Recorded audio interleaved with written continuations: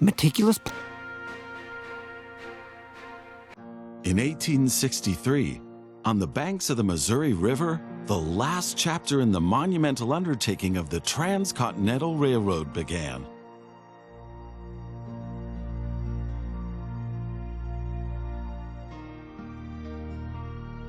The workers of the Union Pacific Railroad began laying their tracks westward from Omaha through the wild heart of the North American continent.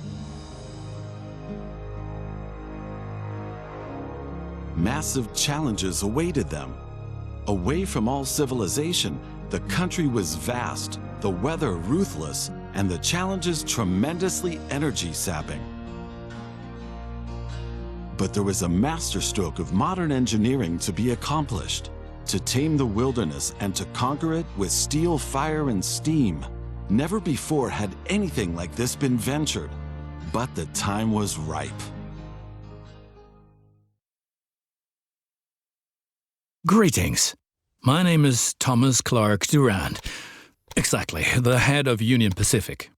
We will go down in history as the ones who created the Transcontinental Railroad. And that, my friend, is your job as chief engineer. I can't supervise everything here on site right now, as I have to meet with some politicians in Washington.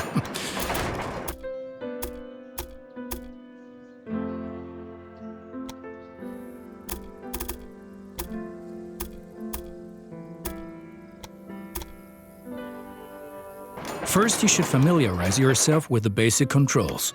Move the camera in all directions.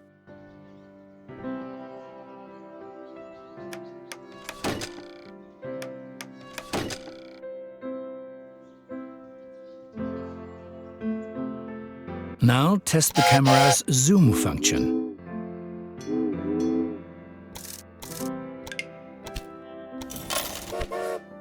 You can also rotate the camera. Give it a try. Very good. Now you know the basic controls. Your first task is to create a rail connection between Omaha and Norfolk to the northwest.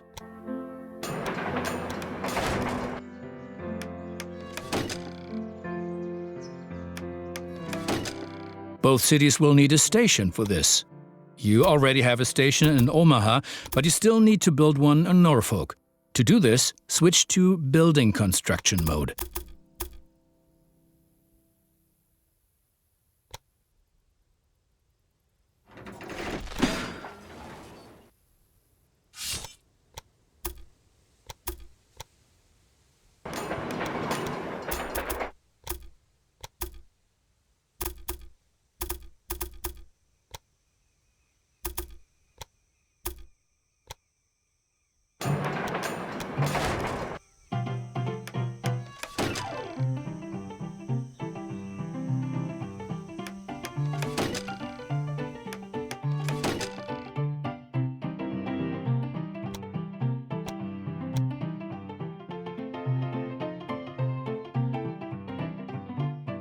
Very good. Now the two stations need to be connected with tracks.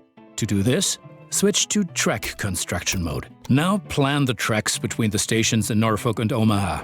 To do this, select the two station tracks one after the other. Then pay for your track planning. Initially, your train only exists on paper. It's not much use to you without a locomotive.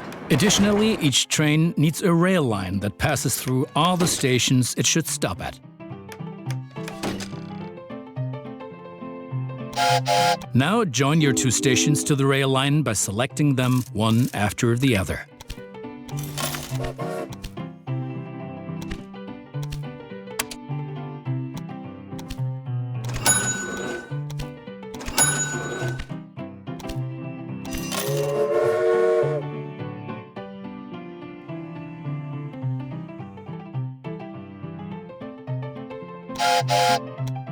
That's enough for your first rail line.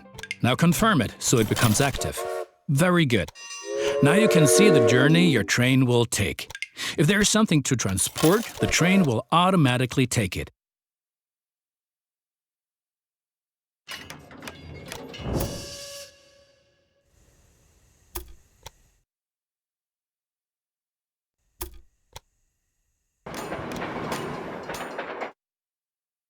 However, as each locomotive needs water, sand, and lubricant on its journey, you have to place a supply tower along the route.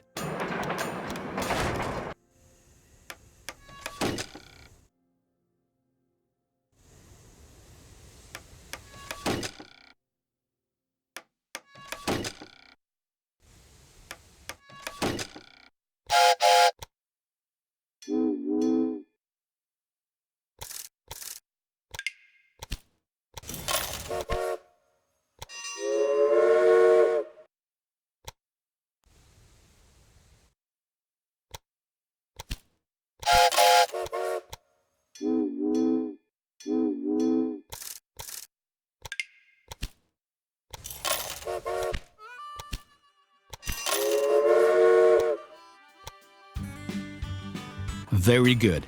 Your train is now traveling between Omaha and Norfolk. But you can do even more. Each city needs goods from the surrounding area. For example, every city needs corn.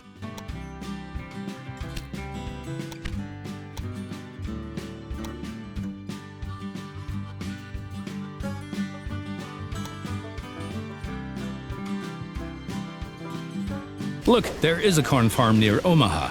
Until now, the corn has made it to the city in the conventional way, but we want to change that.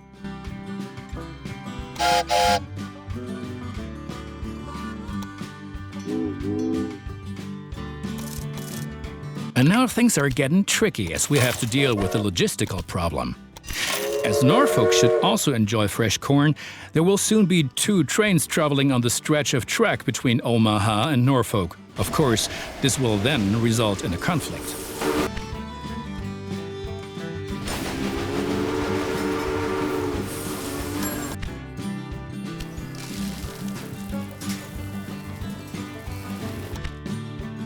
Since trains cannot travel through each other, you'll need a side track between Omaha and Norfolk. This consists of 1 parallel track and 2 signals.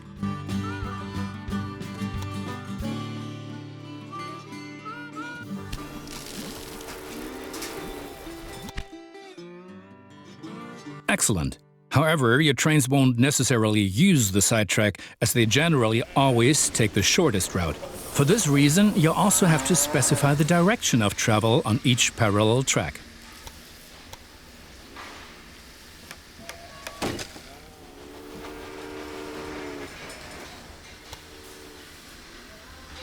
Now open Building Construction mode and set up a signal in the highlighted area pointing in the direction of the switch. Trains will then be able to stop here where the signal track is in use.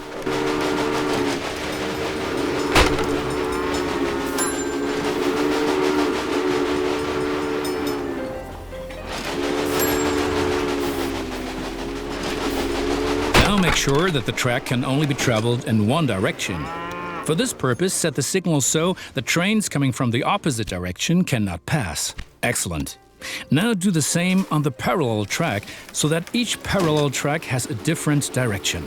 Place a second signal in the highlighted area and block the track to trains coming from the opposite direction. Very good. I'm sure that wasn't at all easy. You will soon come to realize that signals are an important aid in guaranteeing smooth rail operations. You will find more information and tips under Hints and Tips.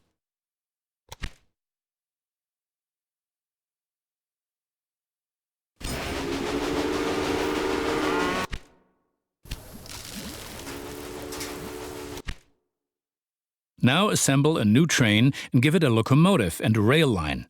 Your new rail line should run via Omaha to Norfolk so that the people of Norfolk can be supplied with corn.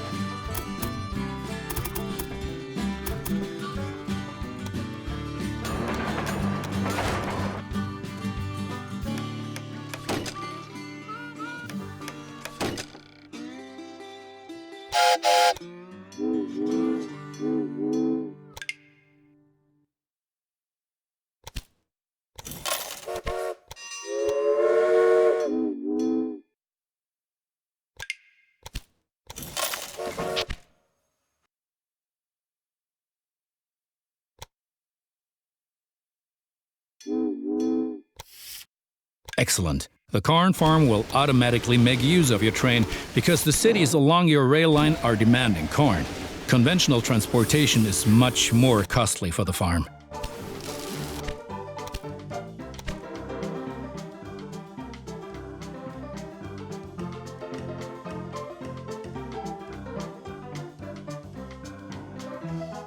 We're still missing something.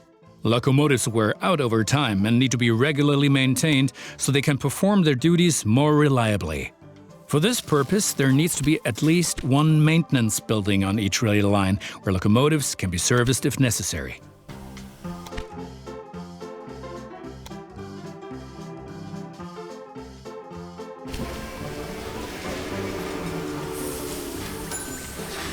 Right, we've been lollygagging for long enough.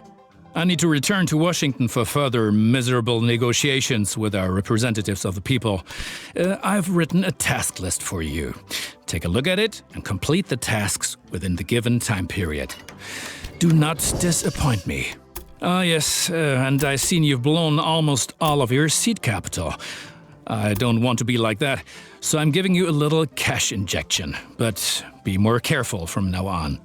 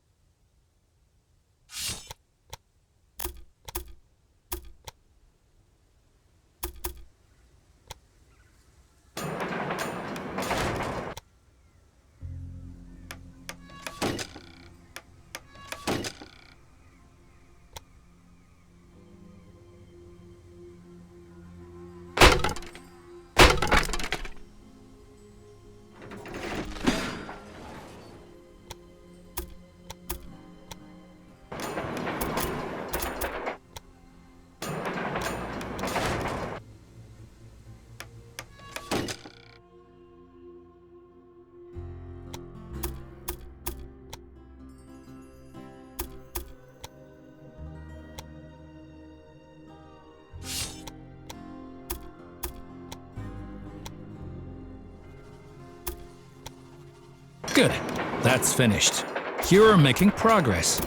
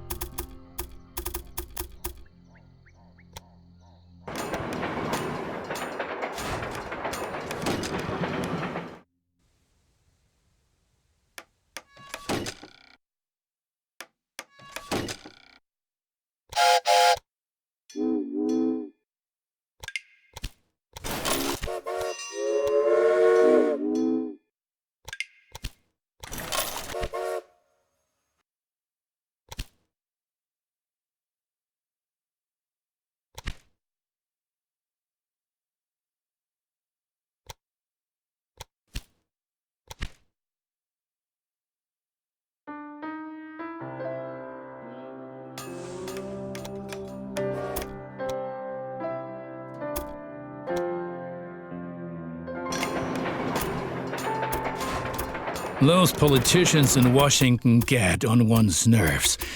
But now let's get back to your tasks. As you can see, Cheyenne is still a little town hoping for an upswing caused by the railroad connection, but a city will only attract new inhabitants if it is supplied with enough goods.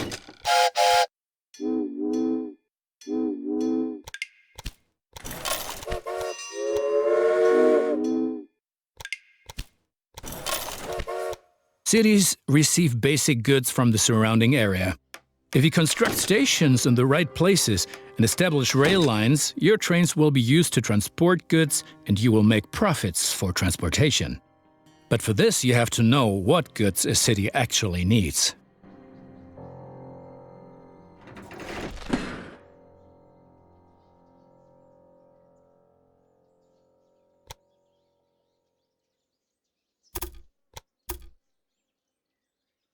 You can find out any city's current needs. Now select Cheyenne and view the city's demand for goods.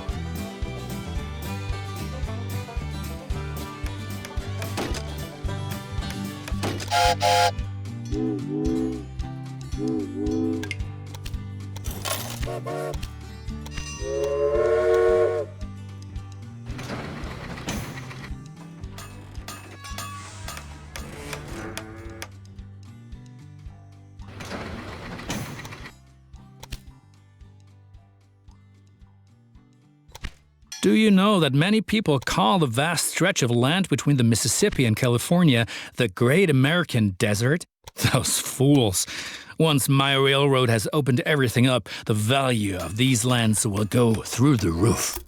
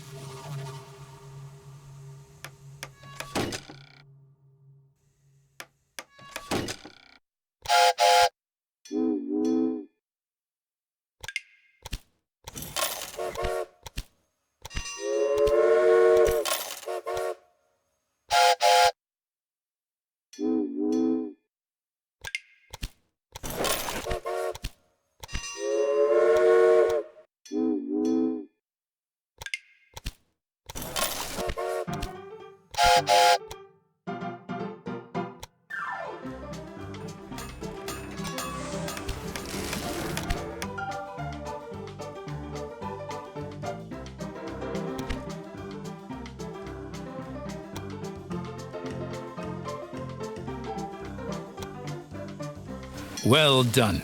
The citizens of Denver are impressed by the railroad.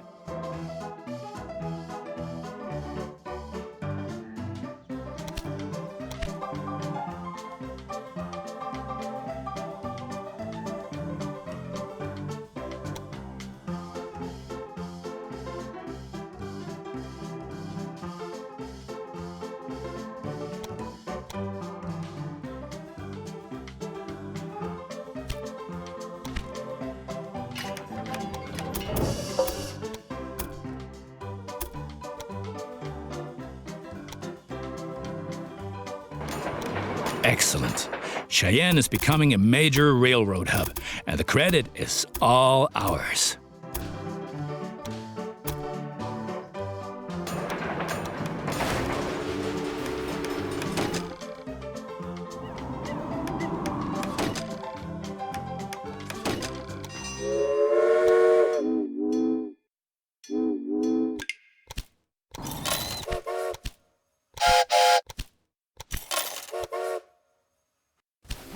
As you can see, Cheyenne currently needs only a handful of goods, and you can only deliver goods that are in demand. As the city grows, it will demand further goods. At the moment, you can supply grain and wood. Both of these goods are available to the north of Cheyenne.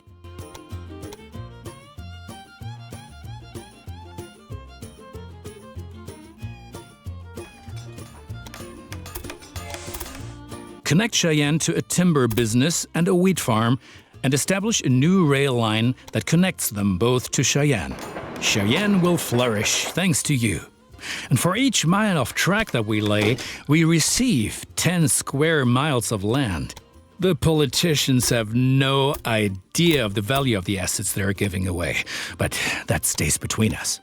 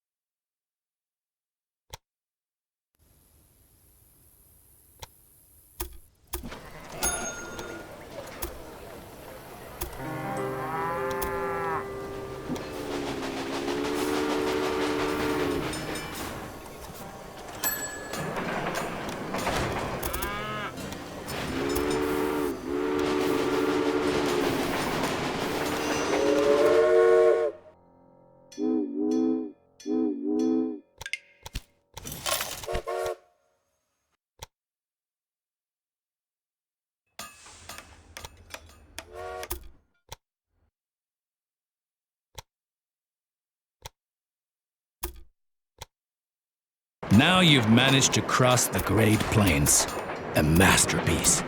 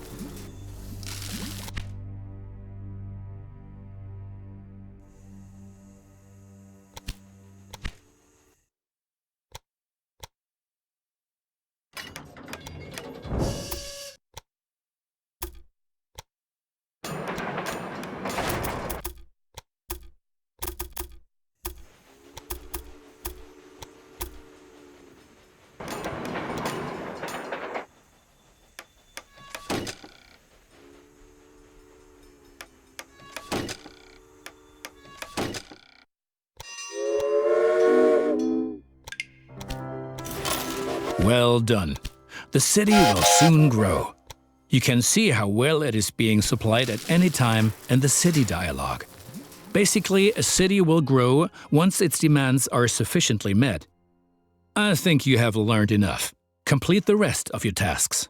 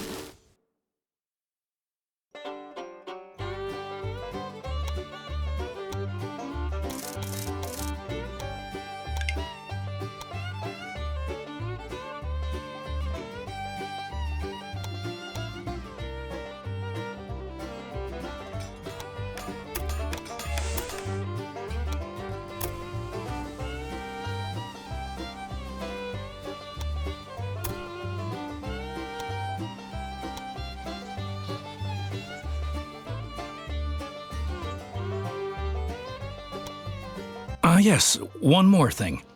Your company has also a research department to help you unlock new locomotives and other innovations. Open the research dialogue to find out more about it.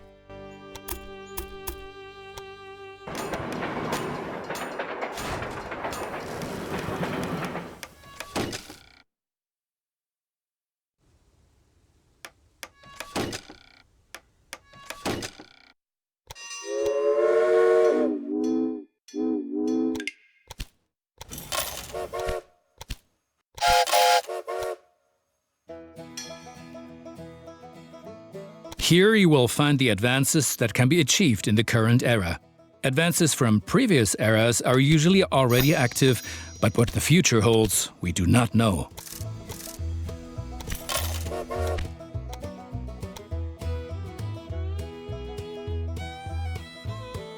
For each advance, you require innovation points, which you get automatically each month, and which can be increased in various ways.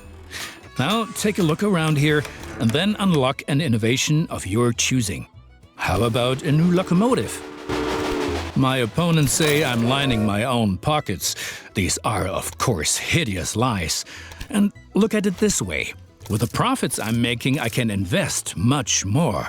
Jobs, jobs, jobs.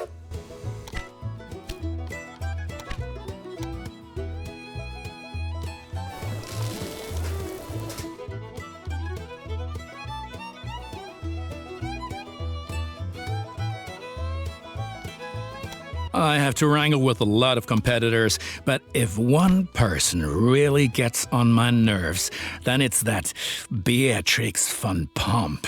What? You haven't encountered it yet? In spite of all the challenges, the Union Pacific Railroad managed to cross the endless expanses of the Great Plains and conquer the merciless slopes of the Rocky Mountains. The Central Pacific Railroad approached from the west, but the winter of 1868 brought all work to a standstill. The two lines lay just a few hundred miles across from each other, in the middle of nowhere in the mountains.